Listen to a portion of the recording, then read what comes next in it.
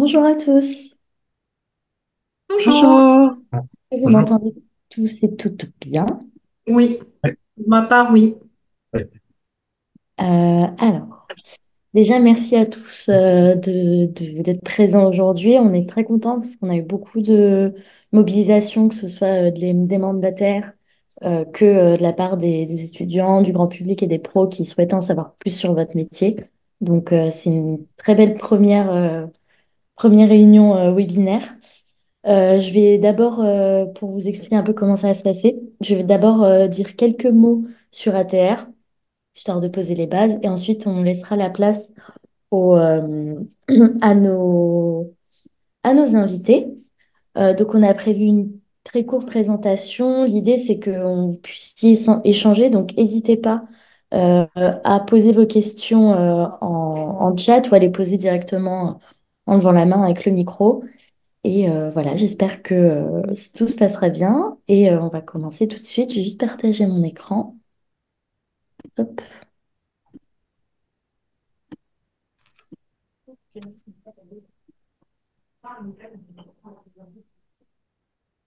hop, on voit pas la bonne chose là. Mhm. Hop, voilà. Est-ce que vous voyez bien l'écran? Oui, Ok, super. Donc, ce webinaire, on a décidé de le faire dans le cadre de la semaine des métiers du tourisme.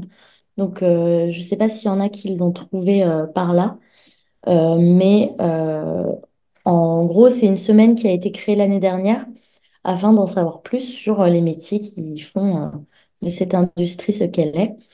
Donc, il y a des portes ouvertes, des webinaires, des job dating, etc., qui sont organisés. Et on a décidé avec ATR de s'engager à en faire un chaque année.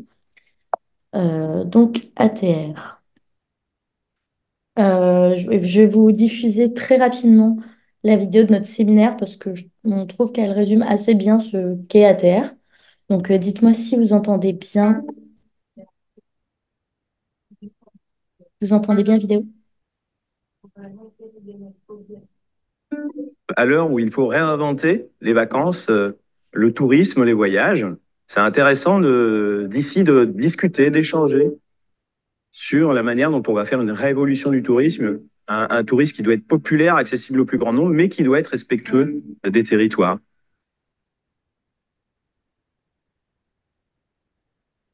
Séminaire ATR chaque année, c'est une occasion rêvée de pouvoir se retrouver. C'est une combinaison de beaucoup de travail.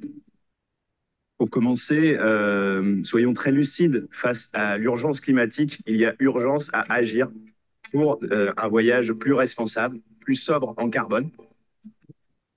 L'association Inter fête ses 20 ans. Elle a été créée par des agences de trek, de tourisme d'aventure. Dans l'ADN de l'association, il y a l'idée de voyager doucement. Refaisons du voyage quelque chose d'exceptionnel dans tous les sens du terme. Rare, mais aussi et surtout qualitatif, organisé par des professionnels qui travaillent la question de l'impact positif qu'on doit maximiser, l'impact négatif qu'on doit réduire. ATR, c'est agir. Agir pour un tourisme responsable. Nous avons aujourd'hui une vingtaine d'opérateurs titulaires du label et nous faisons aussi la promotion de l'idée d'un voyage plus responsable.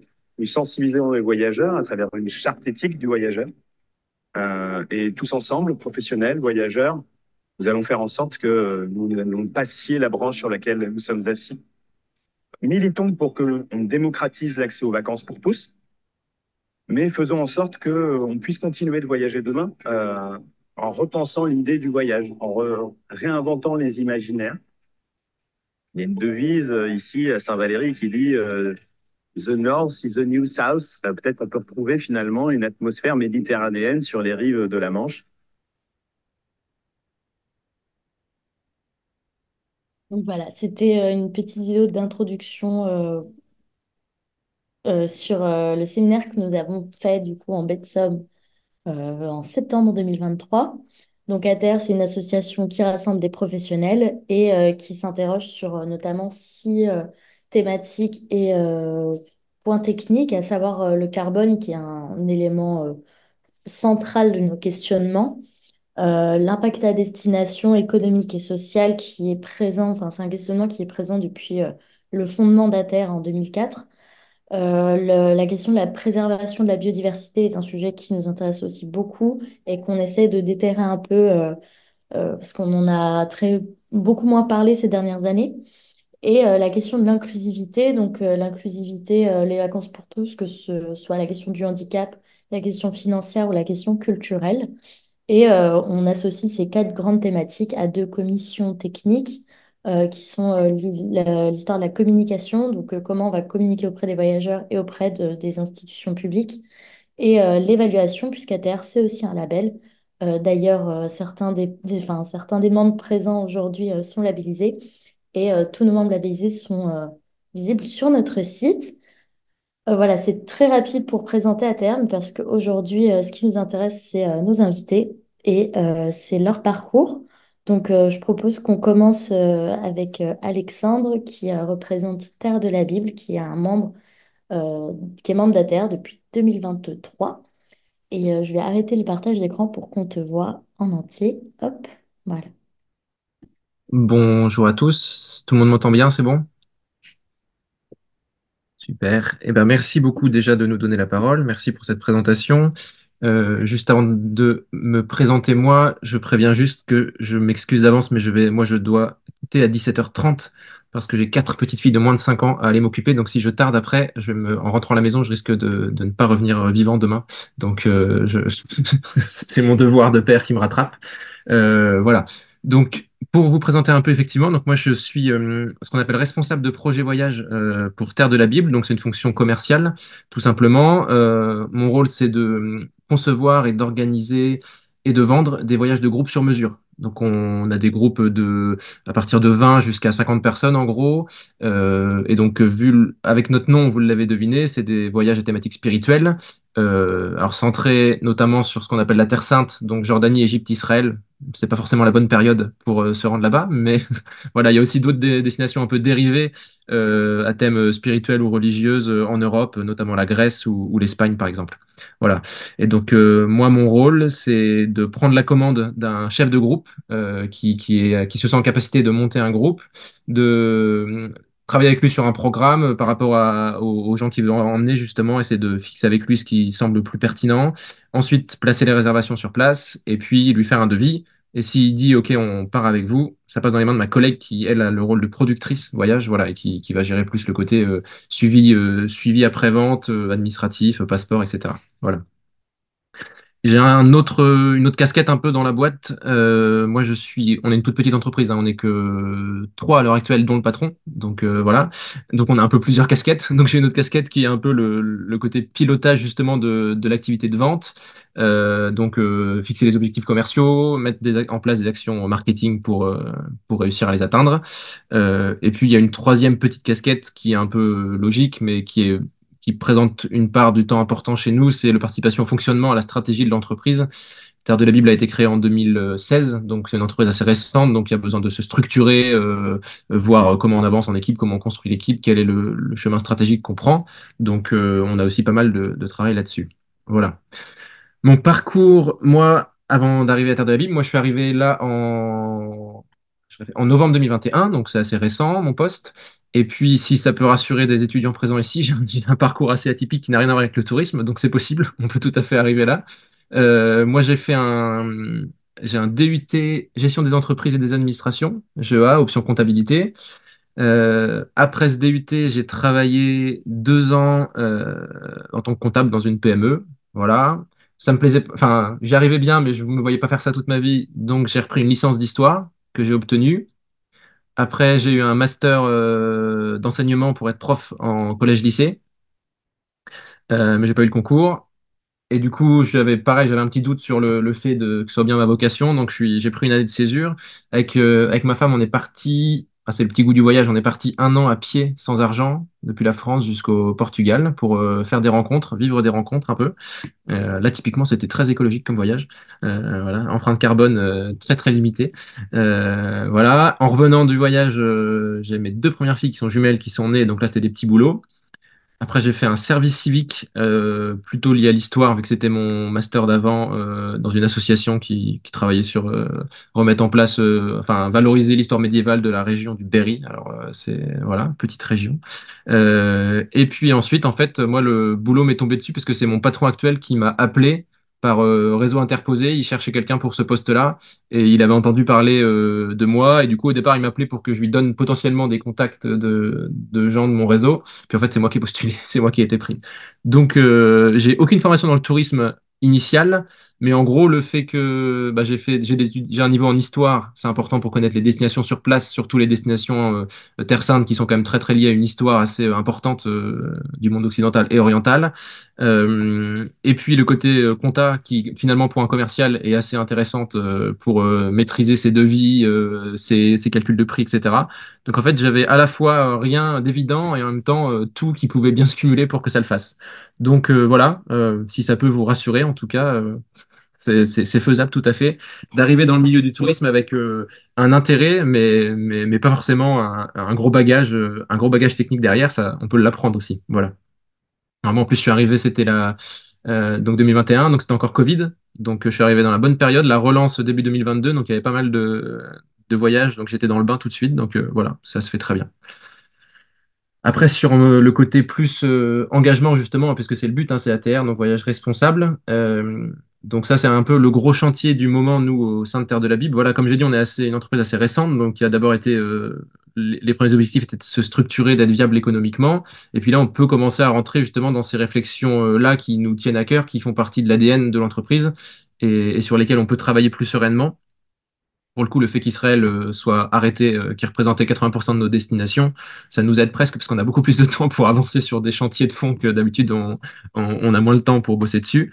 Donc que dire? Nous, enfin la conception, en tout cas moi, je parle pour moi, des voyages responsables, elle est essentielle et elle se fait d'abord par évidemment la sensibilisation et la pédagogie dans la manière de vivre le voyage. Donc moi, c'est au moment du conseil client. Nous, on travaille pas, on fait pas des voyages tout faits où les gens après s'inscrivent en individuel, c'est du voyage de groupe. Donc c'est comme je disais tout à l'heure, c'est quelqu'un qui nous appelle ou qu'on va chercher et qui nous dit bah ouais, moi je me sens de monter un groupe de 40 personnes pour telle destination. Qu'est-ce que vous me conseillez? Donc là, ils sont vraiment en attente de conseils, et c'est là où pour moi on peut orienter vers des stratégies qui sont plus durables, plus responsables. Qu'est-ce qu'il y a derrière? Nous, dans notre éthique, il y a donc c'était un peu dit dans la vidéo tout à l'heure d'ATR, c'est vraiment d'aller chercher des voyages un peu qui sont un peu plus lents, c'est-à-dire on court pas tout le temps après la succession de sites visités pour avoir la plus grosse carte qu'on peut cocher de tous les sites faits. On est sur une logique nous de un site visité par demi-journée à peu près. Alors, des fois, il y a des sites très proches, donc on peut en faire deux, mais l'idée, c'est vraiment visiter un site, le découvrir avec un guide local, passer du temps dessus, le méditer, voilà, vivre une expérience sur chacun des sites plutôt que de les enchaîner à la chaîne. Ensuite, on insiste aussi beaucoup pour qu'ils rencontrent des témoins locaux. En moyenne, nous, sur nos voyages, la durée moyenne de nos voyages, c'est 9 jours à peu près, 8 9 jours. On essaie de faire en sorte qu'il y ait au moins 3 rencontres sur ces 9 jours-là. Donc 9 jours, si on enlève les 2 jours de voyage, ça veut dire un peu plus enfin une rencontre tous les 2 jours, quoi, en gros minimum. Et l'idée, c'est de faire rencontrer des témoins donc qui sont engagés dans la société locale et puis qui représentent un peu différents points de vue pour enrichir aussi la perception des personnes, voilà, du groupe que quand ils reviennent en France, il ait une vision un peu plus réaliste de la destination, qu'il l'ait découverte en profondeur. Et puis un peu un troisième aspect dans ces conseils-là qu'on peut donner à nos chefs de groupe, ça va être le côté d'essayer de soutenir des œuvres sociales sur place. Bon, nous, c'est entre guillemets assez naturel, vu que c'est plutôt des pèlerinages, des voyages à thématique spirituelle, c'est d'aller typiquement loger dans des hébergements tenus par des associations ou par des communautés religieuses, et dont en fait ces hébergements-là sont des interfaces pour après financer leurs œuvres en direct. Donc très souvent, on dort dans une maison religieuse, par exemple, et puis les sœurs qui la tiennent le soir nous mettent en valeur les œuvres pour lesquelles elles travaillent. Je pense par exemple à Bethléem en Israël, il y a un orphelinat de sœurs qui accueille des enfants, notamment de familles musulmanes de très très pauvres qui n'ont pas de quoi assumer la survie de leurs enfants, donc qui les amènent aux sœurs, et les sœurs en fait les accueillent, les élèves, etc. grâce aux hébergements et touristes pèlerins qui y passent. Et donc, du coup, on a ce témoignage de la sœur et on peut, bon, évidemment, après, les pèlerins sont libres de donner encore plus pour cette œuvre-là, mais en tout cas, faire connaître ces œuvres-là pour aller faire travailler un peu aussi le tissu associatif et caritatif local.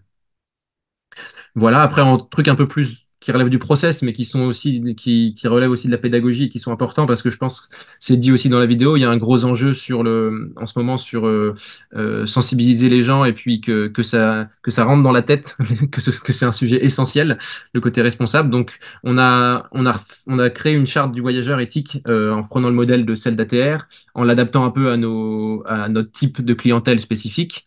Voilà. Et puis là, moi, j'en ai créé une aussi récemment, bah, justement du chef de groupe. Donc là, plutôt sur les conseils qu'on peut prendre en amont du voyage, un vol direct plutôt qu'un vol via, voilà, des trucs très concrets. Dormir plusieurs fois dans le même hébergement, même si le lendemain, il y a 20 minutes de plus de route. Mais comme ça, on lave pas les draps, les savons, les machins, parce que dans les hôtels, on sait comment c'est tous les soirs, quoi. Voilà, donc c'est à la fois des petites choses, à la fois important, envisager un repas végétarien, voilà. Donc c'est un gros chantier. Nous, on évite, comme je vous dis, hein, voilà, on met des actions en place, etc. Il y a le gros chantier pour moi, et c'est un peu la question qui est un peu complexe, en tout cas de notre point de vue, ça va être de réussir à emmener avec nous sur ce terrain-là les partenaires locaux. Alors, les agences, on travaille avec des agences intermédiaires, nous, sur place. Les agences en elles-mêmes, souvent, on a créé une relation de confiance avec elles, donc on va pouvoir mettre en place des choses, elles vont pouvoir accepter qu'on leur dise, bah non, c'est 3 nuits dans cet hôtel-là, pas, ça oui. Par contre, après, pour aller jusqu'aux prestataires, donc jusqu'aux hôtels, que eux, on leur dise, je sais pas, lavez pas les draps ou faites des repas végétariens. Entre eux, ils vont sûrement nous dire oui, mais entre la réalité de ce qui va se passer, ça risque d'être plus compliqué. Donc là, il y a un gros enjeu auquel on n'a pas forcément les réponses, mais bon, déjà, l'important, je pense, c'est de se replier les manches et d'essayer d'y aller. Donc voilà un peu ce que je voulais vous dire sur mon expérience. Je pense que je suis à 9 minutes, un truc comme ça, donc c'est parfait. Sinon après Gaëlle, elle va me rattraper. Donc voilà.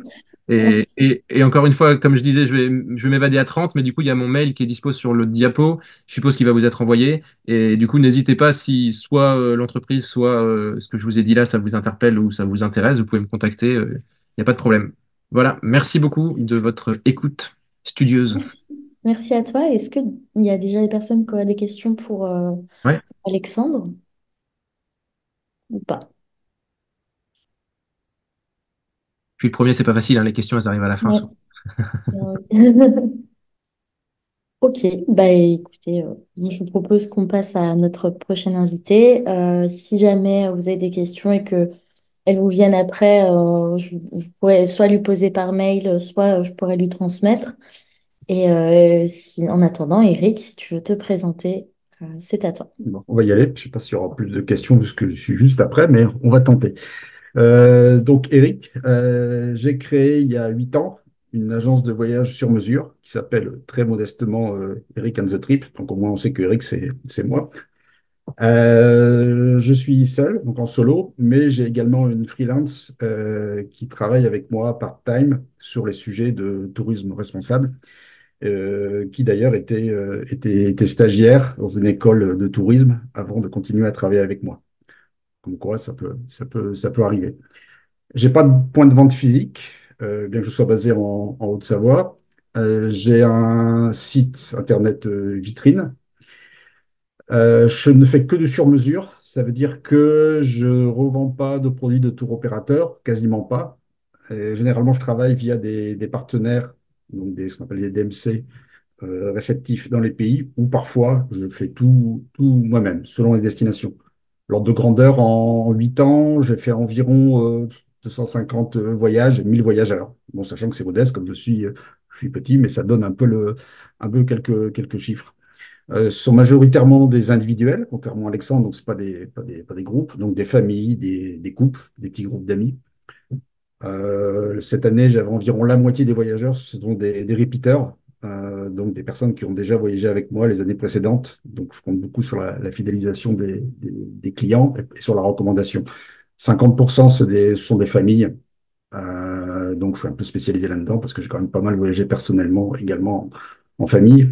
Mes destinations phares, alors, quand je fais à peu près tous les pays, bon, j'ai dû faire une cinquantaine de destinations. Mes destinations phares ce sont surtout des longs courriers, type Indonésie, Sri Lanka, Costa Rica, Tanzanie, Maroc. Et ce sont tous des pays où j'ai eu l'occasion de voyager personnellement, et surtout du long courrier, parce qu'il n'est pas toujours top au niveau carbone, mais c'est un autre sujet. Type de voyage sont beaucoup des road trips, des voyages itinérants, qui sont pas faciles à organiser soi-même. La durée moyenne, c'est 14 jours à peu près. Je fais pas de séjour all inclusive, pas très très peu de croisières, pas de vol sec aussi parce que c'est pas trop cohérent par rapport à mes valeurs. Alors comme je suis seul, un peu comme ce que disait Alexandre, mais c'est encore exagéré ou caricatural, c'est je fais tout. Ça veut dire que je fais le commercial, le marketing, la compta, la production. Je fais juste pas le RH, ou alors peut-être que je fais le RH de moi-même, comme je suis tout seul. Donc en fait, c'est un peu la vie d'un entrepreneur. Et le point principal, c'est le temps, qui est une ressource limitée. Et aussi la conséquence, contrairement à ce que souvent pensent ceux qui s'engagent dans le métier du tourisme, c'est que je ne voyage pas tout le temps, puisqu'il faut quand même travailler à côté. Voilà, pour un peu je dirais, contrer cette idée. Ça, c'est mon entreprise. Alors, mon parcours, alors comme vous pouvez le voir, j'ai quelques cheveux gris, donc je ne sors pas juste de l'école. Donc, en fait, c'est la preuve aussi que même en ayant une carrière précédente hors de ce secteur, on peut y faire sa place. Savoir que moi, je suis ingénieur de formation, j'ai travaillé 25 ans dans l'agroalimentaire chez Danone, pour ne pas le citer. J'habite à Évian, en Haute-Savoie. J'ai fait plein de choses différentes, mais hors secteur du tourisme. La logistique, la gestion de projet, du service client, de la qualité, qui sont des points aussi qui servent beaucoup dans le tourisme. J'ai eu un poste aussi où j'ai pas mal voyagé au Japon et ça me sert dans ce que je propose maintenant. J'ai pas mal voyagé, perso et pro, dans voilà, une cinquantaine de familles, pardon, de destinations. Et un point également, alors c'est un petit peu le cliché, mais on entend souvent les gens qui font de leur passion leur métier. Ben oui, mais c'est un peu ce que j'ai fait. Cela dit, j'ai quand même suivi une formation quand j'ai commencé à une des écoles de commerce, à l'ESCAET, enfin une des écoles de commerce tourisme, à l'ESCAET à Aix-en-Provence, parce que en gros, je connaissais rien sur le tourisme, mais c'est intéressant de voir quand même que même, un peu comme disait Alexandre, même quand on n'est pas issu de ce secteur, on peut arriver à faire sa place, à faire son trou. Alors, en termes d'engagement, moi je considère que on ne fait pas que vendre des voyages et que à aujourd'hui on ne peut plus passer à côté des sujets liés au tourisme responsable. J'ai envie de dire à la fois vis-à-vis de sa clientèle et puis surtout vis-à-vis de ses propres valeurs. Et si on veut avoir un impact un peu positif, il faut qu'on s'engage dans cette direction.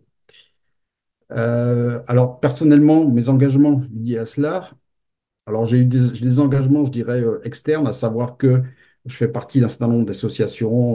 Bon, il y a eu Respire qui était créé durant le Covid, des personnes qui voulaient s'interroger sur le tourisme pendant le Covid.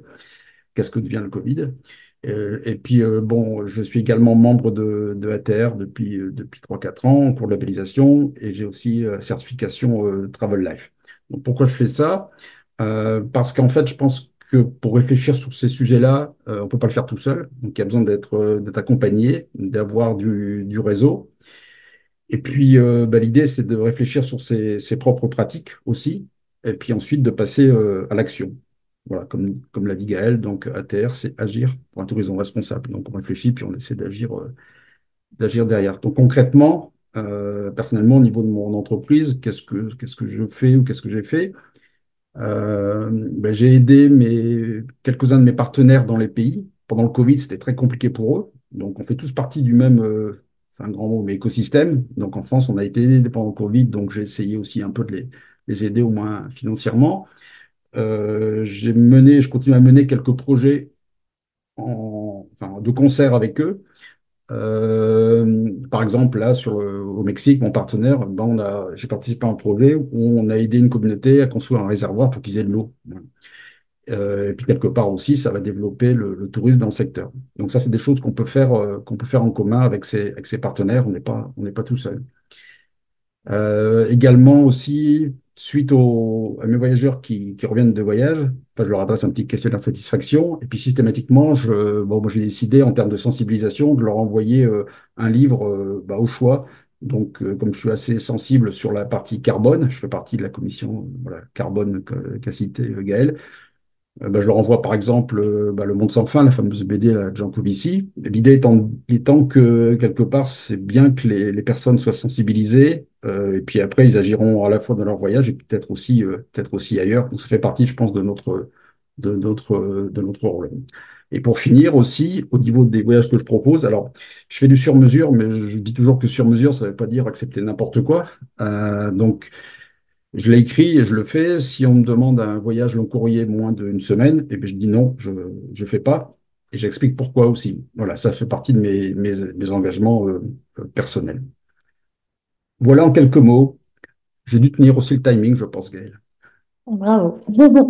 Pareil, si vous avez des questions à poser à Eric, n'hésitez pas, c'est le moment. On pourra reprendre un temps à la fin pour poser des questions en général, mais si là, tout de suite, vous avez quelque chose à demander, n'hésitez pas. Moi, j'aurais une question.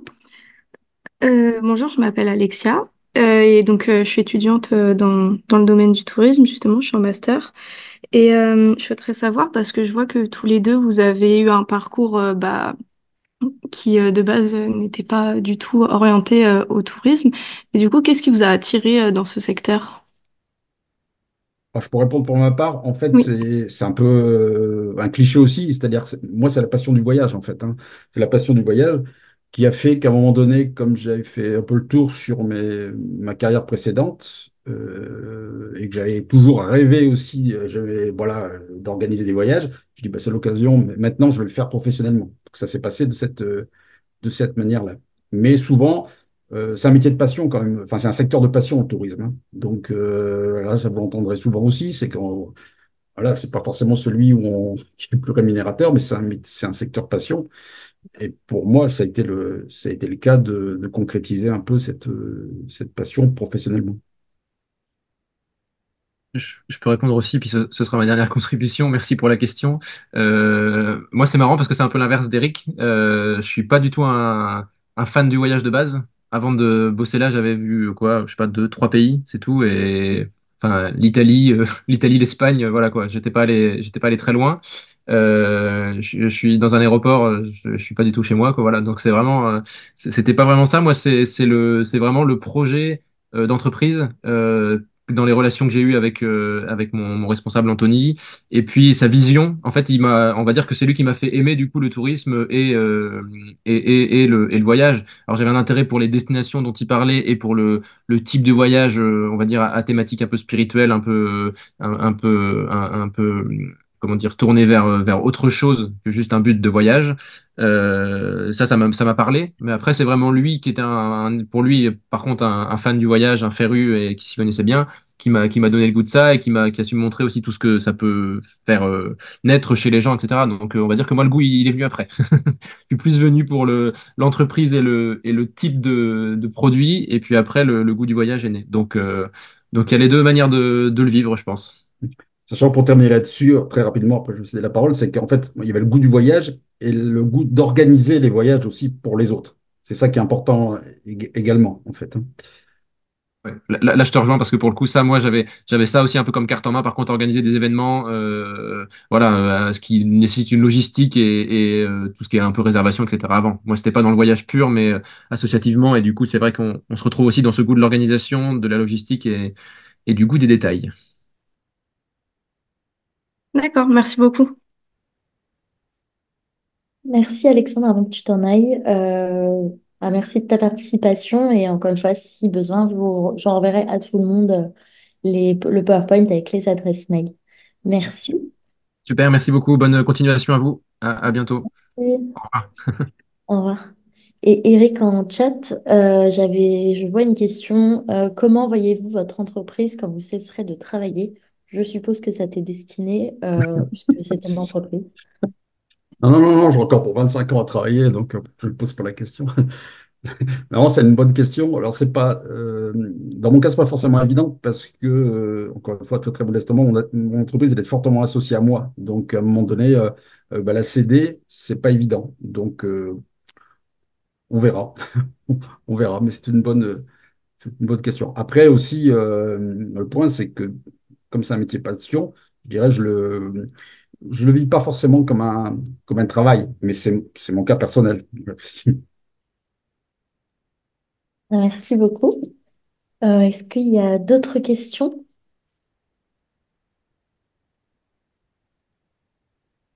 Dans ce cas, Valérie, la scène est à toi.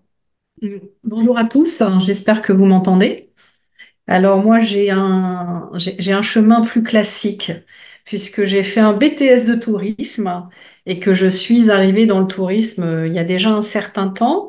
Alors au départ plutôt dans le voyage d'affaires avec 12 années chez American Express dans différents services.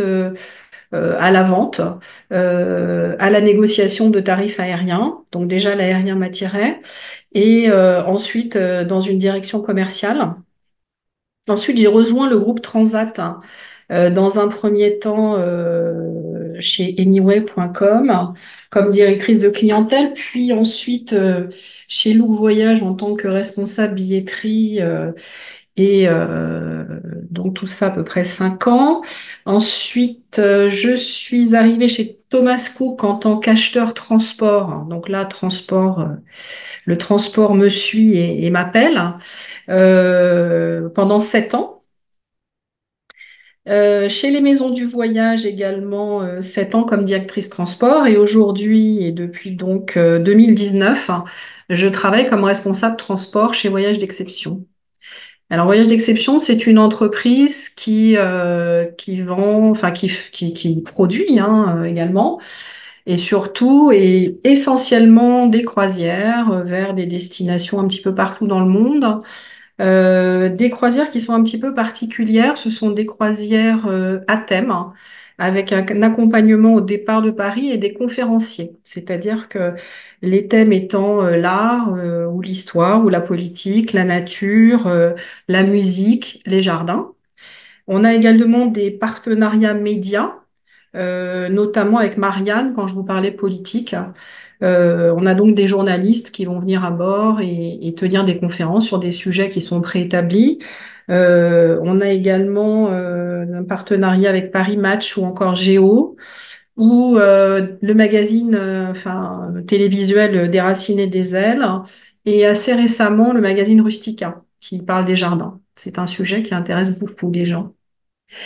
Alors, c'est quoi être responsable transport dans une entreprise qui fait à 90% des croisières, euh, des voyages en train également et des circuits? On a à peu près, l'entreprise est à peu près composée de 30 collaborateurs. Ça représente à peu près 15 millions de chiffre d'affaires. On a des groupes, on a à peu près 75-80 départs par an avec des groupes, on appelle ça des GIR, hein, des groupes individuels regroupés, en fait, des individuels regroupés de entre 15 et 100 personnes. Donc, vous voyez, selon la destination, c'est très différent. Donc, un responsable transport, c'est quoi? C'est s'occuper de l'acheminement des clients jusqu'au bateau ou au premier point de destination, soit en avion, soit en train, soit essentiellement ça pour nous. Et j'ai une deuxième casquette, c'est que je suis en charge du projet Agir pour un tourisme responsable. Voilà, c'est ma deuxième casquette que j'adore, parce que le sujet est vaste, autant que le transport. Euh, mon engagement depuis 2019, bon, d'une part parce que le développement durable est un sujet qui m'intéresse à titre personnel. Donc, c'est à ce titre que Lionel Raby m'a confié le projet. Donc, on a adhéré à l'association ATR en 2019, hein, et on a obtenu le label l'année dernière. Les engagements qu'on a pris pour notre part par rapport à ATR, c'est au niveau transport, c'est favoriser le train lorsque c'est possible. Quand je dis favoriser, c'est quasi l'imposer, hein. C'est-à-dire qu'on propose un transport en train parce que nous, on estime que le train est acceptable pour ce genre de parcours. Et on favorise les vols directs, même quand c'est plus cher. Et d'ailleurs, même pour le train, on se rend compte que le train est plus cher que l'aérien, très souvent. Et on prend ce parti, en fait. On a choisi de le faire. Ça veut dire aussi un choix de partenaires, que ce soit des partenaires aériens au niveau des croisières ou au niveau des réceptifs. On s'assure que ces partenaires respectent la loi. et ont des engagements ou de toute façon ont des démarches comme nous pour agir pour un tourisme plus responsable. Et ce qui est très intéressant justement, c'est d'échanger sur les bonnes pratiques de chacun. Ensuite, on doit faire, quand on a ce rôle-là, on a aussi le rôle de faire adhérer les équipes internes. Ah, donc, à l'interne, au quotidien, quand il y a 30 personnes, c'est facile, mais nous, on a aussi des équipes externes qui sont les directeurs de croisière, les accompagnateurs. Et puis, on a aussi les clients à accompagner dans ce chemin de tourisme plus responsable. Alors, ça veut dire qu'on fait des réunions avant chaque départ et qu'on reparle effectivement de nos engagements, des bonnes pratiques qu'on applique. Et on demande souvent à nos accompagnateurs de nous dire si sur place ils ont noté de très mauvaises pratiques ou s'ils ont de bonnes pratiques à nous rapporter. Et on a eu comme ça une personne qui ne croyait pas du tout au sujet, qui nous dit de toute façon, quand on voyage, on pollue, etc. Je lui dis oui, mais on peut essayer de polluer moins au fur et à mesure, et puis voilà quoi. Donc, et suite à ça, elle m'a écrit un mail à son retour de Japon. Elle m'a dit, voilà, pendant ce voyage, on a distribué des bouteilles en plastique. Il y avait tant de clients dans le bus, donc on a distribué tant de bouteilles, une le matin, une l'après-midi. Elles étaient plus ou moins consommées. Et voilà, sur la durée du séjour, ça fait tant de bouteilles qui sont jetées. Donc, je lui dis, OK, bah, écoute, on va travailler sur une proposition de gourde à proposer aux clients, d'autant que eh bien, au Japon, l'eau est potable partout, ce qui n'est pas le cas dans toutes les destinations. Donc, ce genre de pratique ne peut pas se faire partout. Alors, on ne fournit pas de gourdes, mais on l'indique dans le carnet de voyage. Donc, dans le carnet de voyage, on indique maintenant que la gourde est recommandée, surtout quand la destination s'y prête. Et puis, on demande à nos voyageurs dans le carnet de voyage d'avoir les mêmes pratiques responsables qu'ils ont chez eux en termes de tri et en termes d'utilisation de plastique à usage unique. Enfin, notamment. Et dans les grands axes qu'on a choisis, c'est de contribuer et de travailler à la réduction de notre empreinte, la nôtre et celle de nos clients. Voilà, Voilà, super. j'espère que j'ai été claire. Merci beaucoup. Est-ce que quelqu'un a une question à poser à Valérie?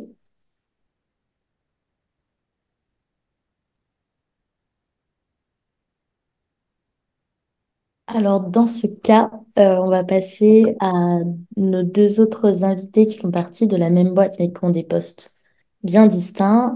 Donc, Isabelle, je t'en prie si tu veux te présenter. Bonjour à tous, Isabelle Trottier. Moi, je travaille dans la société Interface Tourisme. Donc, c'est une société de marketing et relations publiques qui est spécialisée dans le tourisme.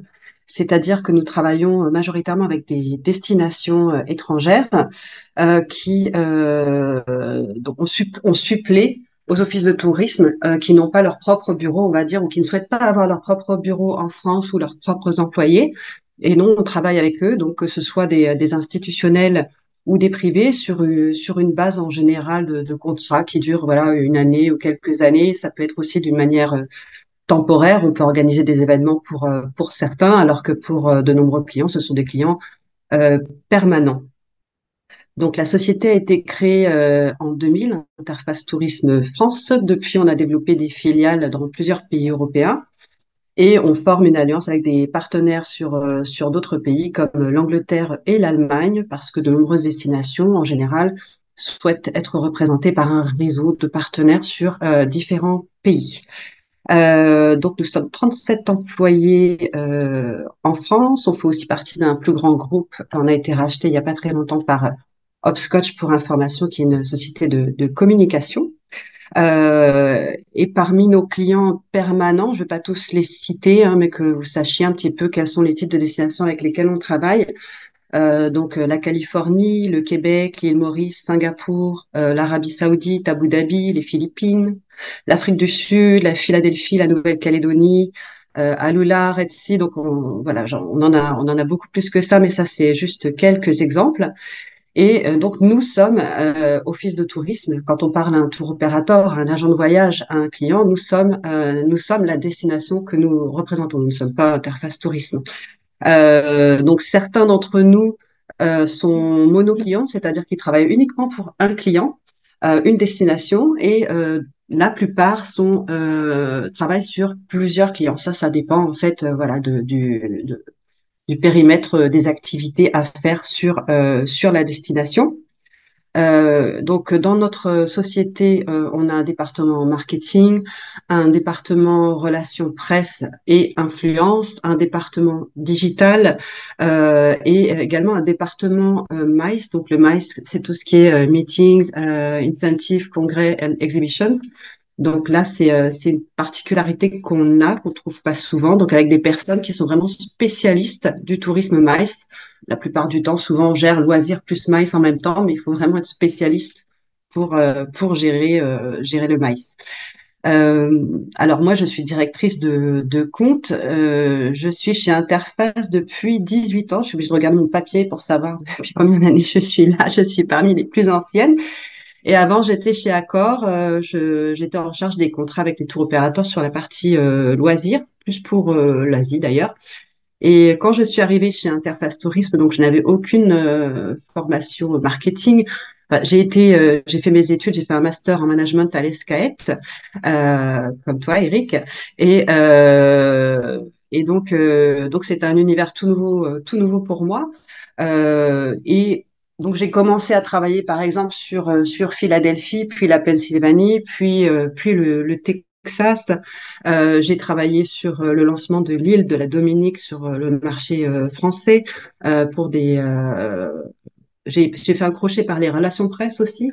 J'ai travaillé sur Israël notamment pendant 3 ans entre autres. J'ai travaillé 5 ans exclusivement sur le Québec.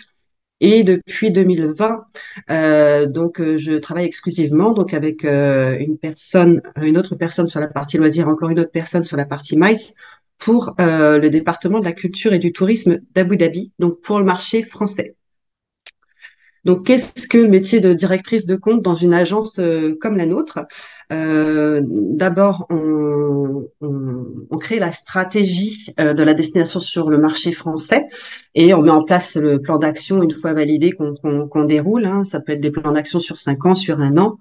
Qu'est-ce qu'on fait donc sur la partie moi je suis sur la partie marketing, donc on développe des campagnes marketing, que ce soit des campagnes de visibilité auprès du grand public ou des campagnes dites de conversion où on va travailler par exemple avec des réseaux de distribution, des tours opérateurs, des agences de voyage en ligne notamment.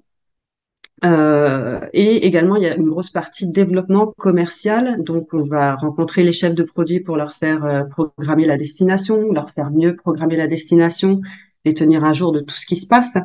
On forme les professionnels du tourisme.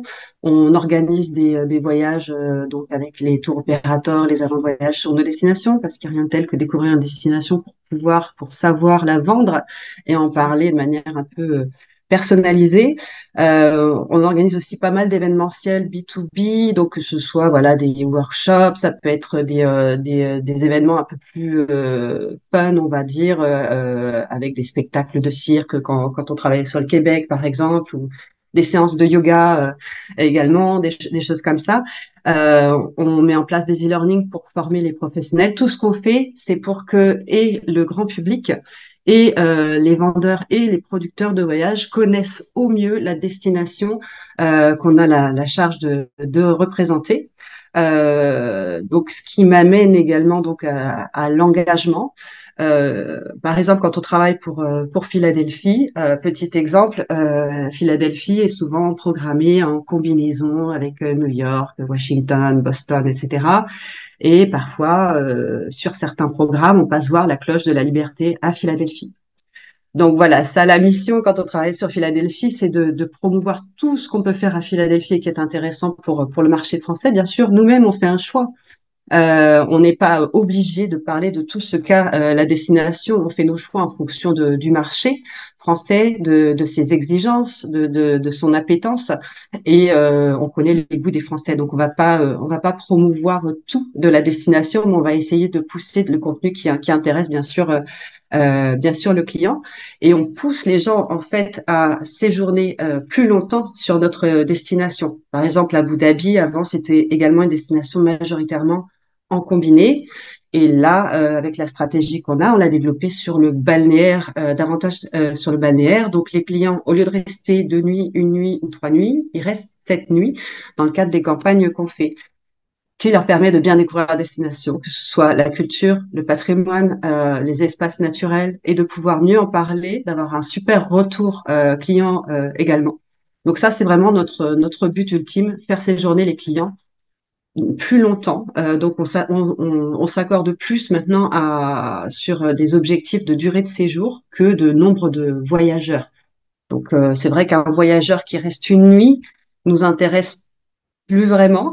Et c'est en ça aussi qu'on est resté, nous, le voyageur, on veut qu'il reste longtemps sur la destination, et c'est pas la quantité, mais la qualité qui prime. Et puis la qualité fait aussi le retour positif sur la destination. Si on connaît rien de la destination, on ne peut pas en parler. Également, donc, on a un rôle important de sensibilisation de nos clients. Dépendant des endroits du monde où ils se trouvent, ils sont plus ou moins sensibles effectivement au développement durable. Parce que, par exemple, les autres marchés, je sais pas, les marchés indiens ou asiatiques vont parfois voilà, être moins sensibles à l'urgence climatique, etc. Donc, c'est aussi notre rôle de mener une veille, de parler de toutes les initiatives qui sont faites, de toutes les études qui montrent voilà, les nouvelles résolutions, surtout des Européens, pour faire grimper la conscience aussi écologique de nos clients, et leur dire parfois, bon, ça, ce projet, franchement, c'est nous sur notre marché, on n'en parlera pas et on n'en veut pas, parce que c'est pas du tout dans le sens de ce qu'on veut et de ce que le marché français veut. Donc, on a aussi un rôle aussi de donner notre avis et d'orienter le développement de produits et les expériences que peut proposer la destination. Également en termes de mise en valeur des partenaires. Donc, bien sûr, on promeut presque exclusivement les vols directs qui vont vers notre destination. Moi, j'ai la chance sur Abu Dhabi, on a 2 compagnies directes, Air France et Etihad. Et Etihad est la meilleure compagnie environnementale au World Travel Awards depuis des années. Ils replantent la mangrove, par exemple, dans Abu Dhabi. Enfin, ils ont énormément d'initiatives. Donc, Abu Dhabi, qui peut être une destination qui, de prime abord, comme ça, on va pas se dire, c'est une destination RSE. Il y a beaucoup d'initiatives qui sont menées à la fois par les hôtels, par Abu Dhabi, par l'Émirat d'Abu Dhabi lui-même, et donc que l'on met en valeur. Et on va mettre en valeur davantage, notamment les réceptifs qui vont vraiment faire en sorte de proposer des rencontres avec les Émiratis, des expériences chez eux, des produits en lien avec la nature, mais pas juste une petite excursion, des réceptifs qui vont être capables de vraiment avoir des packages complexes et fouillés sur la destination. Et donc, bien sûr, on priorise tout ce qui est activité immersive. C'est aussi en lien avec les attentes du marché. Toutes les activités en lien avec le patrimoine culturel et sa préservation, parce que c'est vrai qu'on voyage pour connaître d'autres cultures. Moi, c'est pour ça que je suis venue au tourisme. J'aime me cultiver, j'aime l'autre et la diversité. Et également donc les sites naturels protégés. Et donc ça, c'est voilà, c'est tout ce qu'on fait va dans ce sens-là, faire connaître la variété, les différentes expériences et l'authenticité, parce qu'on part de moins en moins pour rester quelque part et ne rien faire. Ça, de toute façon, il y a moins besoin de l'industrie touristique pour faire ce type de séjour. Mais notre but, c'est d'apporter de la valeur ajoutée. Et c'est vrai, quand on a des destinations qui sont moins connues ou peu connues ou challengeantes, voilà, c'est formidable de pouvoir faire ce travail, parce qu'il y a énormément de choses qu'on découvre nous-mêmes, et qui font que voilà, on a envie de passer cette connaissance à tous, et en même temps donc d'aller vers un voyage plus responsable et durable. J'espère que j'ai respecté le temps. On a le temps, de toute façon, ça va, on est un peu en avance. Est-ce qu'il y a des questions avant qu'on passe à Alison sur le poste spécifique d'Isabelle ou pas?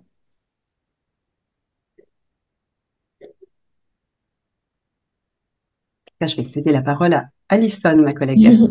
Et juste, Alison, est-ce que tu veux que je diffuse le PowerPoint ou t'en as pas besoin? Non, non, non, ça y est, ça ira, ça ira. Ok. Bonjour à tous. Alors moi, effectivement, je fais partie d'Interface Tourisme et je suis directrice de compte RP et Influence. Donc, je fais partie du pôle RP. Le pôle RP, donc pôle Relations Presse, est constitué de 8 personnes et je suis également donc manager sur ce pôle-là. Qu'est-ce que ça veut dire? Donc, ça veut dire qu'en fait que je mets en place toute la stratégie pour les comptes que j'ai en charge, donc toute la stratégie relations presse et influence, donc des actions auprès des journalistes, de la presse écrite, digitale, radio, télé. Et aussi des influenceurs, tous secteurs confondus, parce que le tourisme a l'avantage d'avoir voilà, plusieurs leviers de communication. Donc ça peut passer de la gastronomie au sport, à la culture, au bien-être. Et on utilise tous ces leviers pour communiquer sur ces différentes thématiques sur nos destinations. On fait donc des relations presse classiques, c'est-à-dire création, rédaction de communiqués de presse, organisation de voyages de presse, interviews, jusqu'aux opérations un peu plus innovantes en montant des partenariats sur mesure avec des marques. Dernièrement, pour vous parler concrètement, on a imaginé une exposition Québec à Bercy Village portée par National Geographic. Donc ça, on l'a vraiment imaginé, on l'a proposé aux médias et à notre client, donc qui est le Québec, et on a mis tout en œuvre de A à Z. Donc moi, en termes de compte, je m'occupe du Québec, donc de la promotion du Québec sur les marchés France, Belgique et Suisse, mais également de l'île Maurice et de Genève, et là uniquement sur le marché France. Voilà, pour les influenceurs, pareil, donc c'est des contacts quotidiens avec eux. On est très pointilleux effectivement sur leur profil. Il faut que ça soit naturellement en lien avec nos destinations et qui dégage un univers voilà qui fait partie aussi de nos valeurs et de notre ADN. On organise donc des blog trips et on met en place aussi des opérations sur mesure et des voyages sur mesure selon ce qui intéresse leur communauté. Comment j'en suis arrivée là? Moi, ça fait 16 ans que j'évolue dans le secteur de la communication touristique. Donc, j'ai passé 10 ans dans une agence à taille humaine qui m'a tout appris. C'était une excellente école. J'ai commencé d'ailleurs dans cette agence en alternance après un diplôme européen en communication et un master en management des affaires. Donc, j'étais absolument pas du tout en lien avec le secteur du tourisme. Mais en fait, c'est vraiment mon expertise qui a été cherchée dans le cadre d'agences de communication spécialisées tourisme. J'ai intégré le tourisme un peu par hasard, le fruit de rencontres, et je l'ai plus jamais quitté, comme tout le monde, je crois. Et donc voilà, et maintenant, donc ça fait 6 ans que je suis au sein de l'agence. En termes d'engagement et surtout par rapport à nos communications, de plus en plus, on est très sensible et on fait très attention aux partenaires qu'on choisit dans nos voyages de presse, mais aussi dans des événements, parce qu'on organise beaucoup d'événements pour nos destinations. Donc moi, c'est des événements pour les influenceurs, mais et aussi des événements pour la presse. Donc, on choix des traiteurs, des lieux, etc. Voilà, on met un point d'honneur à que ce soit des partenaires qui ont un engagement particulier.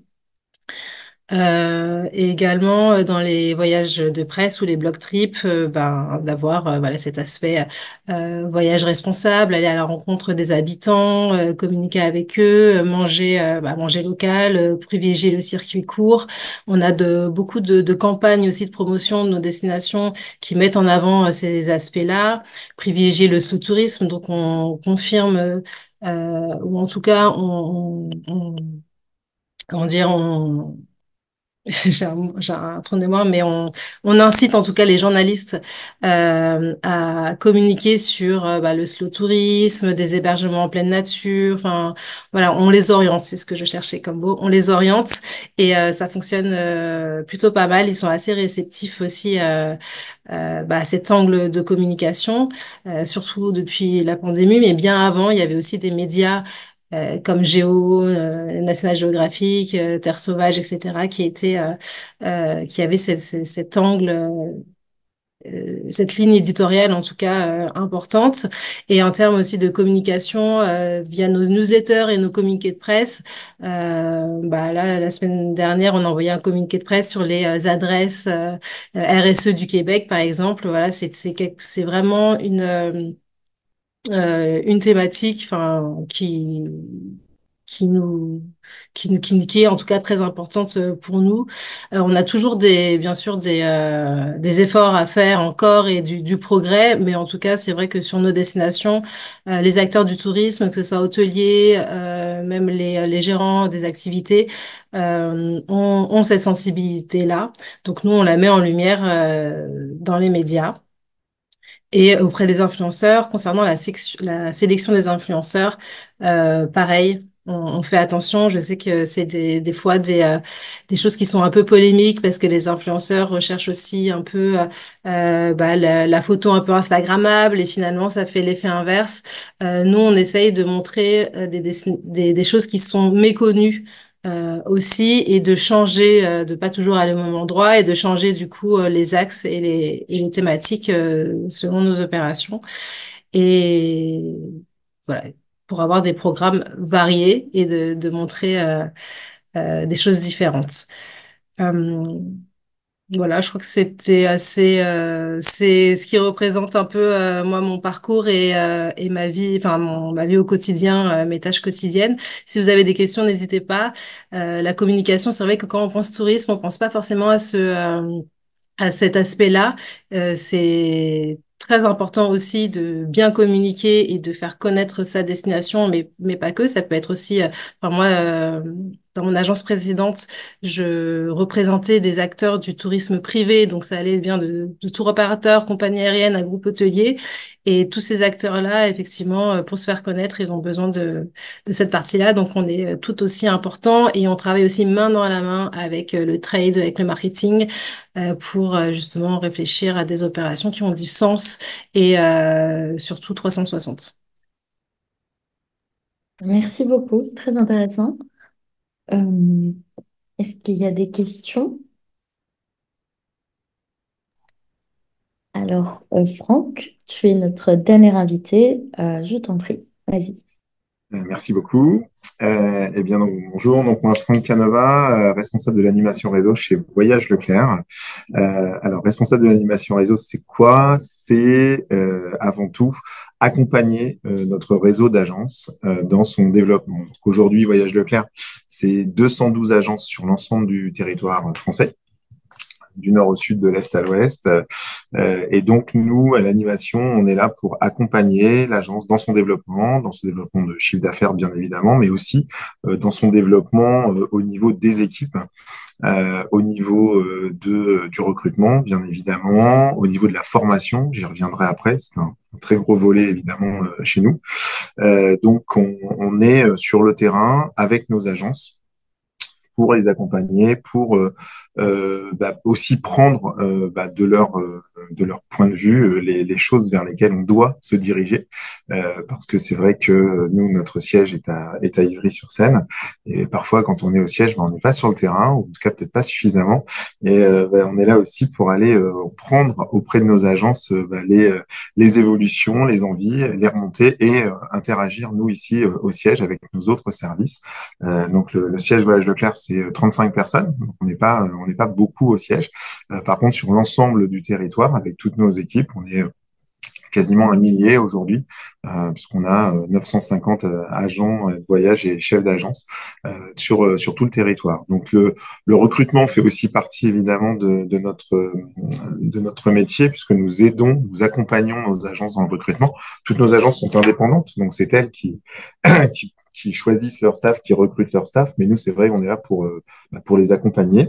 à tout point de vue, et on a même été un peu plus loin depuis une année puisqu'on a créé notre propre classe dédiée en partenariat avec l'EPT, donc l'École pratique du tourisme qui est à Paris. Et donc, on a créé notre propre classe dédiée qui donne à la fin un diplôme équivalent Bac+2, donc reconnu par l'État, mais en ayant une formation très marquée Voyage Leclerc. Le but pour nous étant sur ces 13 mois, parce que la formation dure 13 mois, à la fin évidemment de garder nos alternants sur des postes dont on a besoin dans nos agences. Donc la première session a ouvert au mois de septembre l'année dernière, et là on est en plein recrutement pour notre deuxième session qui ouvrira au mois de septembre. Donc on a un grand pan effectivement en recrutement, et derrière, et c'est là aussi notre grosse activité au sein de l'animation réseau, c'est la mise en place de tout le pan de formation du réseau. Donc formation évidemment sur les outils techniques, formation sur les produits, donc tour opérateur. On vend énormément effectivement de packages via les tour opérateurs. C'est plus de 85% de notre activité. Et donc, on va former les équipes puisque ces dernières années, nous avons recruté des personnes ne venant pas forcément du métier. On avait évidemment avant plutôt des candidats venant de BTS Tourisme. Le post-Covid a un petit peu rebattu les cartes. Et donc, c'est vrai qu'on a aujourd'hui un vrai besoin de formation sur le métier. Après, vendeur, quand on est vendeur, mais après, il y a les spécificités du métier, évidemment, à connaître, les formalités sanitaires, administratives. Et donc, on est aussi là pour mettre en place ces formations, produits, formation outils. Et puis, dans un dernier axe, et dont je reviendrai tout à l'heure par rapport à notre engagement, nous avons commençons une mise en place d'une politique RSE. Alors, nous sommes membres associés ATR depuis quelques années maintenant. On était l'un des premiers réseaux de distribution à y être. Et au-delà de ça, dans cette première pierre qu'on avait posée, aujourd'hui, on a travaillé fortement pour avoir une vraie politique RSE de notre propre chef, sans y être contraint, pour justement montrer notre intérêt. Donc, ça va demander évidemment beaucoup de formation. Tout à l'heure, je crois que c'est Valérie qui le disait, on a un vrai besoin aussi d'accompagner, certes, nos clients, mais aussi nos équipes, parce que c'était pas donné. C'est vrai que, on va dire, alors, par rapport à mes collègues invités ce jour, on va plutôt avoir une image, nous, de vendre des voyages un peu plus, on va appeler mass market. Mais malgré ça, c'est pas parce qu'on vend effectivement beaucoup de Tunisie, beaucoup de France. La France est notre première destination. Donc là, on rattrape un peu effectivement, mais après on a la Tunisie, les Canaries, les Baléares qui arrivent assez vite, mais on peut aussi les vendre de manière beaucoup plus responsable. Donc ça, c'est un vrai travail sur lequel aujourd'hui on a posé les premières pierres cette année, et sur lesquels on va continuer d'avancer dans les années à venir, et par des formations aussi, bien évidemment, puisqu'il faut que nos vendeurs et nos responsables d'agence aient les clés pour aller présenter cette politique. Donc voilà un petit peu en gros notre métier, enfin en tout cas le mien, et mon équipe, parce que je suis responsable de l'animation réseau, mais on a 5 animateurs aujourd'hui sur l'ensemble du territoire. Et donc mon parcours, avant effectivement d'être responsable d'agence, donc moi j'ai commencé effectivement aussi dans le tourisme par un BTS tourisme. Je m'étais un petit peu perdu à la fac avant, et puis une rencontre, j'avais un job d'été dans un office du tourisme, et je suis retourné voir mon ancien patron qui m'a dit écoute, moi je veux bien que tu reprennes, mais par contre il faut que tu aies un diplôme, parce que là c'est sympa d'avoir fait 2 années de fac mais t'as rien au bout, donc ok, je te prends, mais à la rentrée tu fais un BTS tourisme en alternance chez nous. Donc j'ai commencé comme ça dans un office de tourisme en alternance. J'ai fait une 3e année de spécialisation commerciale. Ensuite j'ai été commercial dans un petit tour opérateur sur Paris spécialisé sur les collectivités. J'y suis resté 4 ans. J'ai fait commercial au début, la première année, puis les 3 années suivantes, je me suis occupé de la production et de la commercialisation. Donc aller sur le terrain, aller en Europe, aller en France pour aller trouver des hôtels et monter les voyages. Et puis en 2005, je suis rentré donc chez Voyage Leclerc en tant qu'animateur réseau. Donc j'ai été 15 ans animateur, et maintenant ça fait 4 ans donc je suis le responsable de l'animation réseau.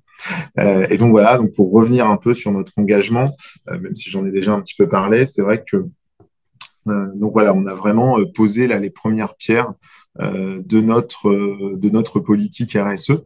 Donc on est vraiment au début. Et le début est, ben, on commence par le début, c'est-à-dire par notre bilan carbone.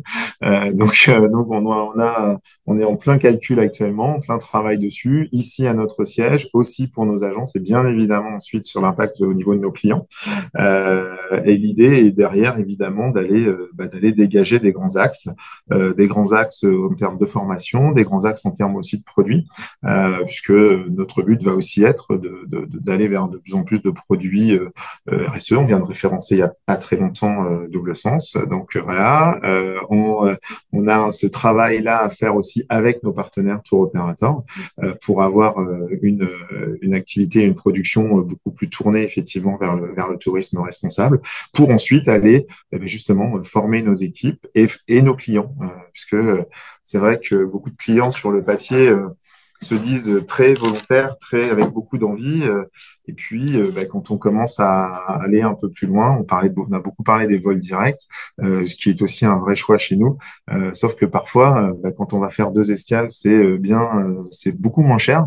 Et des fois, la volonté RSE du client, elle s'arrête là. Et voilà. Donc, c'est aussi à nous de pouvoir accompagner nos clients via nos vendeurs sur les bonnes pratiques à avoir pour pouvoir effectivement voyager mieux, ce qui nous permettra de voyager beaucoup plus longtemps, bien évidemment.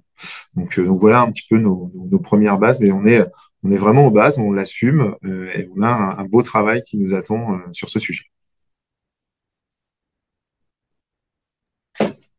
Merci beaucoup. Je ne sais pas s'il y a des questions parmi vous ou des remarques, des interrogations. Moi, je vais dire juste quelques mots pour conclure. Je ne vais pas parler forcément de mon parcours, etc. Mais je vais vous parler en tout cas d'un espace qu'on a mis en place chez ATR sur notre site, que je vais vous mettre dans le chat tout de suite. C'est un espace emploi où tous nos membres peuvent partager des annonces d'emploi, que ce soit des alternances, des stages, des CDI, des CDD. Enfin, il y a vraiment tout type de contrat. Et donc, nos membres partagent sur ce site leur offre. Et ce qui est intéressant avec cet espace, c'est qu'on s'aperçoit de la pluralité des métiers qui existent dans le tourisme. Et je pense que c'est bien de conclure sur ça. Le tourisme, c'est un métier passion, comme l'a dit Eric, mais c'est aussi une multitude de métiers dont on n'a même pas idée. Donc ça va de la communication à la production, à la distribution, à la réception, enfin vraiment tous les aspects du tourisme. Ça demande plus ou moins de formation. Des gens peuvent venir, comme Eric ou Alexandre, des gens qui ne viennent pas du tout du tourisme, des gens qui viennent du tourisme. Donc, si vous choisissez le secteur du tourisme, je pense que vous ne le regrettez pas parce que c'est aussi un secteur où tout bouge très rapidement, où tout se renouvelle et où vous apprendrez tous les jours quelque chose. Donc, vous ne vous ennuierez normalement jamais. Donc, voilà, si besoin, il y a cet espace. Et on a une question de Anaïs dans le chat. Que répondrez-vous aux personnes qui disent que les voyages durables sont forcément plus chers? Est-ce que nos invités ont une réponse ou est-ce qu'il faut que je le fasse?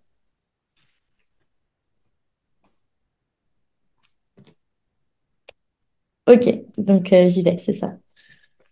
Donc c'est vrai que c'est un sujet important. Alors, on a plusieurs réponses face à ça. C'est que le voyage durable, il est hyper varié. Donc ça peut être 3 semaines en Thaïlande, mais ça peut être aussi un week-end à côté de chez vous. Donc forcément, selon le type de voyage que vous prenez, le prix ne sera pas le même. Donc le voyage durable n'est pas forcément cher. Tout dépend de la façon dont vous le faites. Après, oui, actuellement, le voyage durable lointain par des professionnels engagés est forcément un peu plus cher puisque on assure la qualité également. En passant par une agence de voyage ou un tour opérateur ou un réceptif, vous vous assurez de la qualité des prestataires, des relations avec les prestataires et des hébergements, etc., des activités que vous faites. Et donc, ça vous assure un meilleur voyage, déjà, donc le voyage d'une vie. Et ça vous assure aussi une qualité en fonction des engagements climatiques, etc. Et la deuxième réponse qu'on fait face à ça, oui, le voyage durable lointain est cher, mais si on allonge cette durée de voyage, peut-être que ce sera un seul voyage sur une durée de 5 ans. Donc, sur une durée de 5 ans, si vous voyagez qu'une seule fois, ça réduira le coût sur la longévité de votre vie. Donc, c'est une vision à adopter, mais si on fait 4 voyages dans notre vie, comme Jean Covici le recommande, bah forcément, ça coûtera moins cher que si on fait un voyage tous les ans de 1 000 euros. Voilà, je pense que j'ai répondu globalement sur ça. Est-ce que vous avez un autre élément de réponse à faire ou pas? Bah, d'après les études qu'on voit passer, c'est vrai que les Français veulent avoir un comportement plus responsable, mais dès que le prix, enfin, à prix égal, ils choisiraient un produit plus responsable. Et après, c'est vrai que ces derniers temps, on a eu un prix de l'aérien qui était un peu, comment dire, disproportionné. Donc, c'était tellement cher que finalement, les souhaits de RSE en termes de réservation, je pense que ça s'est pas développé comme ça pourrait se développer dans un contexte normal. Après, c'est vrai que quelles sont les limites de la mise en place des actions pour le développement durable dans le secteur du tourisme? Donc, ça va être effectivement le prix. Après, responsable, c'est pas. Il y a des chaînes d'hôtels qui ont des superbes initiatives qui sont pas forcément des chaînes d'hôtels luxe. Hein, Tout à fait. c'est des petites initiatives comme voilà les gourdes, ne pas laver les draps à la demande du client, enfin proposer le choix au client de décider de ne pas se faire laver les draps tous les jours. Théoriquement, ça coûte pas plus cher, ça coûte même moins cher. Mais les limites, effectivement, ça va être certains prix. Après, je pense que la demande fait l'offre aussi.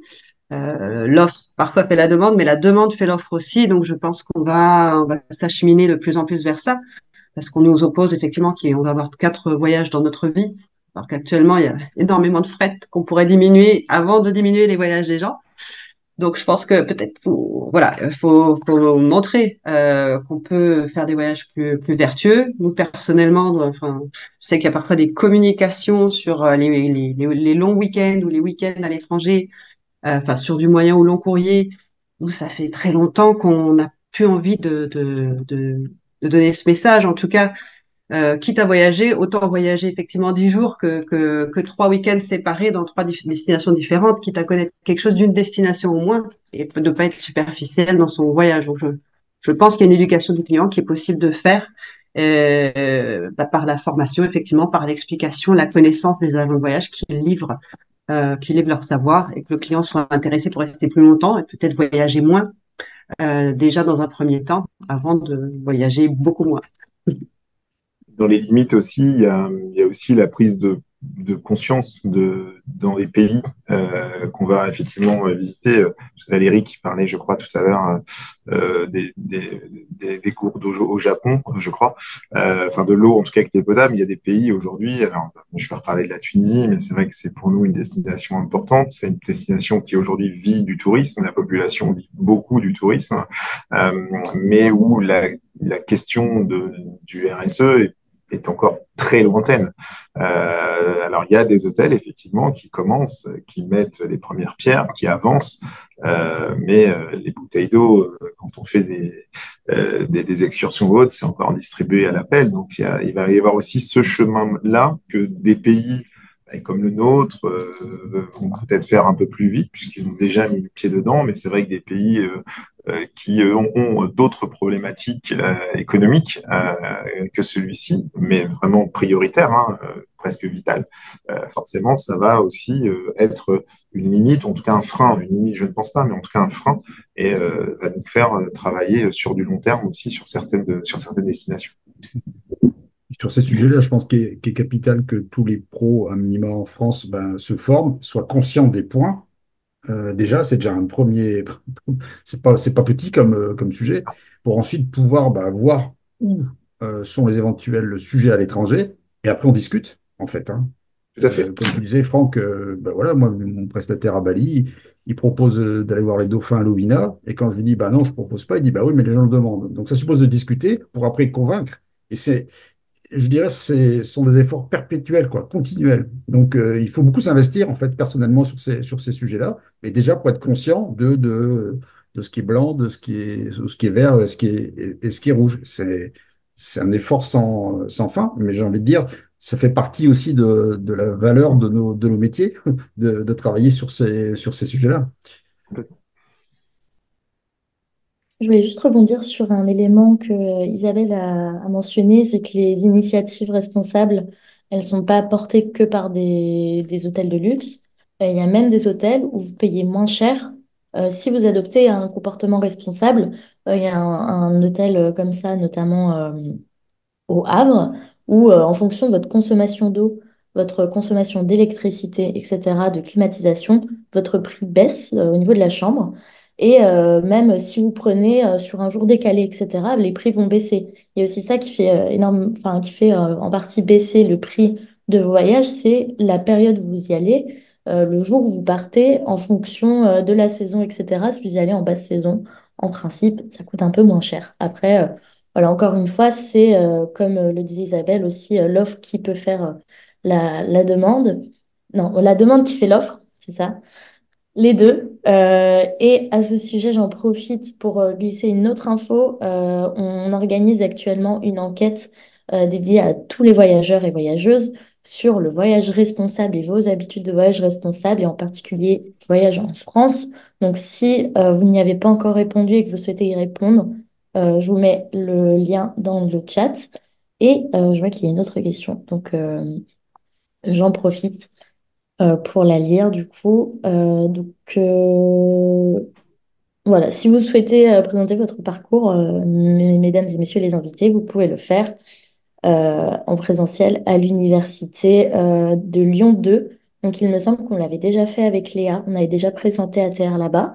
Donc ça peut être intéressant si vous présentiez vos parcours là-bas, mais en sachant qu'on peut faire également passer le mot à nos autres membres qui sont déjà à Lyon. Donc on en a un certain nombre. Donc voilà, merci beaucoup. Je crois que j'ai fini mon propos. Est-ce qu'il y avait d'autres questions, d'autres remarques? J'aurais une question. Euh, Moi, je suis en alternance dans un comité d'entreprise et justement, je sais que bah on propose des séjours liberté et donc c'est des courts séjours où ça va être assez loin. Par exemple, on a proposé le Japon, mais par exemple pour une semaine, ce que je trouve pas fou.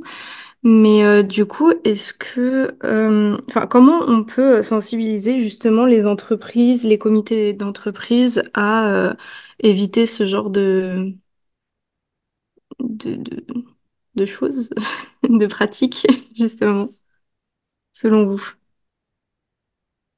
Je peux peut-être apporter une partie de la réponse, mais parfois, donc il y a des soirées avec les décideurs de CE qui sont organisées avec des destinations, et je pense que ça peut être aussi un moment pour parler des destinations, pour éduquer, pour que les gens restent un peu plus longtemps.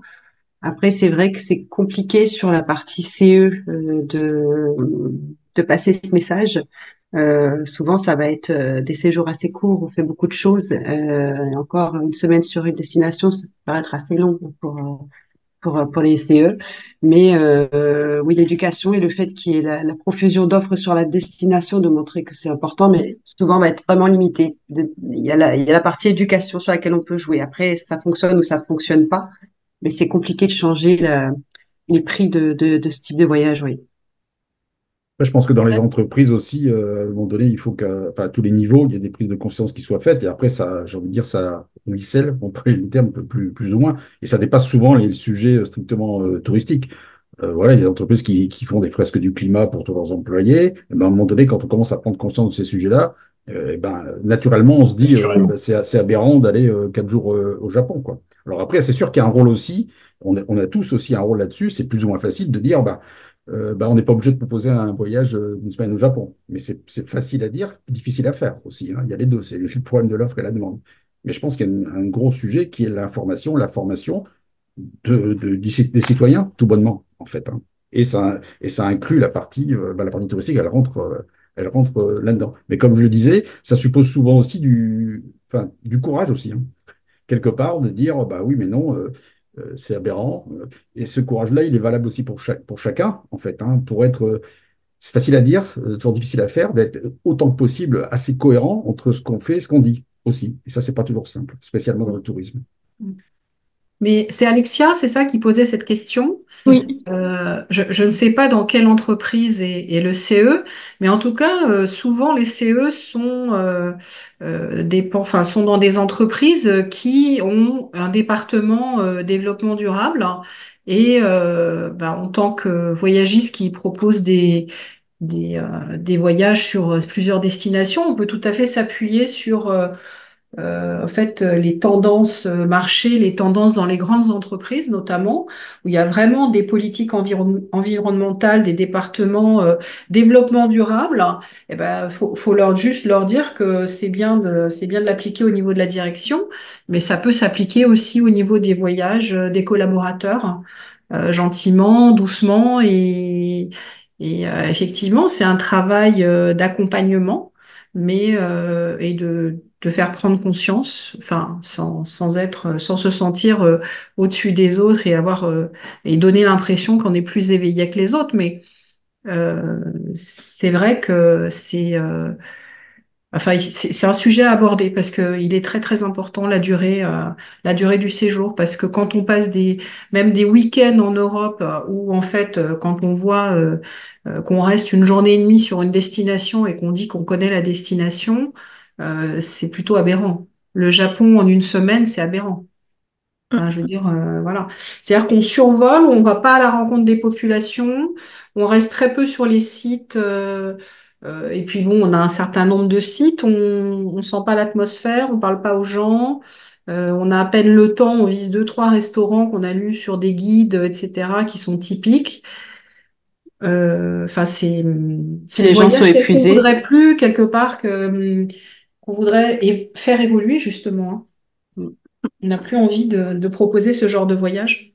Ouais. Et puis ils sont assez contradictoires parce que ils sont très justement la partie RSE est très importante pour eux, Voilà. mais pour les élus, mais d'un autre côté et ils ont mis aussi en place un travel score ou qu'on doit mettre en dessous à chaque voyage qu'on propose, mais d'un autre côté ça j'ai pas l'impression que les salariés ça les rebute parce que pour eux aller au Japon, faire Tokyo et Kyoto 4 jours, ça leur suffit. Enfin, c'est surtout le prix, je pense, qui les attire, vu que c'est subventionné. Mais du coup, je trouve ça quand même dommage de proposer ce... Enfin, c'est assez contradictoire, quoi. Mais on voit petit à petit que de plus en plus d'entreprises se réveillent. Du coup, dans nos membres, on a quand même un petit nombre qui font du voyage pour les comités d'entreprise. Et ils nous disent que eux, ils se sont mis au voyage responsable aussi Mm, parce qu'on leur demandait. Donc, on voit que ça se réveille quand même. Et je pense que c'est une question de sensibilisation et de temps. Euh, Petit à petit, ça rentrera sûrement dans dans les consciences et on verra sûrement bouger un petit peu les choses dans les comités d'entreprise. Après, c'est vrai que c'est compliqué au niveau du prix, au niveau même des disponibilités, des congés, etc. Ce qu'on propose sur les événements, etc., c'est vraiment de rallonger la durée, quitte à négocier des jours de congés étalés, enfin rassemblés, etc. Enfin, mm, mm. c'est un sujet compliqué, mais qui petit à petit va s'éclaircir. C'est faisable. On Et y puis j'ai envie croit. de dire, c'est Mais on l'intérêt y pour croit, mais on y croit, bien sûr, on y croit, il faut y croire. ouais, l'intérêt pour les étudiants aujourd'hui dans le tourisme, c'est que juste, enfin, ceux qui, ils sont très nombreux maintenant, qui ont un peu, entre guillemets, hein, des valeurs, ce sujet assez, qui sont très sensibles à ces sujets-là, j'ai envie de dire, il y a tout à faire dans le secteur du tourisme. Donc voilà, là c'est un exemple qu'on vient de citer, mais c'est partout. Donc au moins, vous aurez l'impression de travailler pour autre chose que simplement prendre les euros à la fin du mois, quoi, j'ai envie de dire. Parce qu'il y a beaucoup à faire, il y a à convaincre, et ça avance, mais ça met du temps. Mm. Et puis je pense que notre génération, elle est beaucoup plus touchée par justement tout ce qui est développement durable. Bon, on est vraiment une génération pour qui c'est important. Donc, Et c'est important que vous assumiez ça aussi auprès de vos entreprises. C'est ce qui va faire bouger aussi les choses. C'est que aujourd'hui, on le voit dans les enquêtes, les valeurs que porte l'entreprise sont presque autant importantes que le salaire. Continuer à avoir ces valeurs-là et cette ambition-là, parce que c'est ça qui fait bouger les choses aujourd'hui dans les entreprises. Souvent, ça vient d'un employé qui refuse aussi les pratiques de son entreprise. Donc, tenez bon.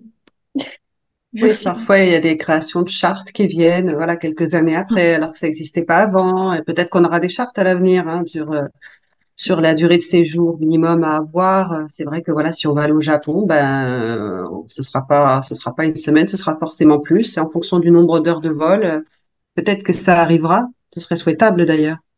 Mm. Merci pour vos réponses. Écoutez, il est 18h25. On a une dernière question. Pardon. Je voulais finir trop tôt. Pouvez-vous nous fournir à nouveau les contacts des intervenants? Alors oui, je partagerai tout ça par mail dans les 15 minutes qui suivent cette réunion. À savoir que ce webinaire, il sera aussi rediffusé sur notre chaîne YouTube parce que nous sommes sur YouTube. Donc n'hésitez pas à vous abonner. Donc il y aura plein de contenus qui vont sortir. Et notamment cette rediffusion de webinaire. J'en profiterai pour repartager les informations au même moment. Et voilà, s'il n'y a pas d'autres questions, je vous propose de vous libérer. Et merci encore à tous et à toutes pour votre intervention et puis pour votre participation. J'espère que ça vous a éclairé un petit peu sur la pluralité des métiers du tourisme. Et si vous avez des questions, n'hésitez pas à nous écrire par mail. Merci à tous pour votre Merci beaucoup. attention. Merci d'avoir organisé. Merci beaucoup. Bonne Merci. soirée. Bonne Merci. soirée. Au revoir. Au revoir. Au revoir.